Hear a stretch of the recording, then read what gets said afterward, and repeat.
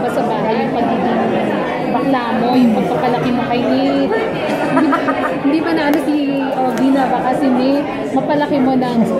Ano din? Siyempre sa bahay, hindi naman ako ganun. Although, minsan, isang time, kinukwento ng teacher, sabi daw ni Nate, tinanong siya, oh, where's your mom? Your mommy didn't bring you to school. Sabi niya, ay nako, my mom is Barlog. Barlog? And that, Barlog? Barlog. Pero Barlog siya. Barlog. Pero Barlog yung pagkaka... Bex na Bex, My mom is Barlog. She's tired. She came from a show. That's why she's Barlog. So, nakuha niya sa'yo yung Barlog na? Hindi ko alam.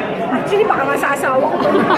Oo, malamang kay Ogie. Pwede. Kasi siya yung mahilig mag-gay language. At yung anak niya, tinuturuan na ng gay lingo na ako. Nakakaloka. Pero how do you, parang, yung gano'n, how do you manage yung mga ganong instances na parang si Nate ay nakukuha na rin yung pagiging bakla niyo ni Ogie?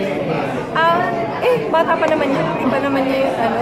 Tsaka, he's in a good school. So, eventually, makukorek naman yun. And, gano'n naman na tayo magsalita. Ano gagawin? Yung asawa ko nga gano'n magsalita eh. Di ba? Parang okay lang yun. Wala kang fear na one day magiging gay si Nate? Siyempre, pinag-pray ko na hindi. But kung mangyari yun, anong gagawin ko? You just accept it. And nothing wrong with it. I mean, para namang, hindi naman yun sakit. Oo nga.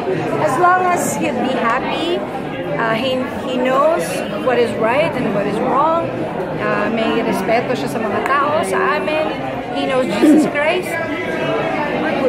Anong pakiramdam mo? Nabanggit mo nga kanina na hindi pa rin nagsisink in, nakapamilya ka na.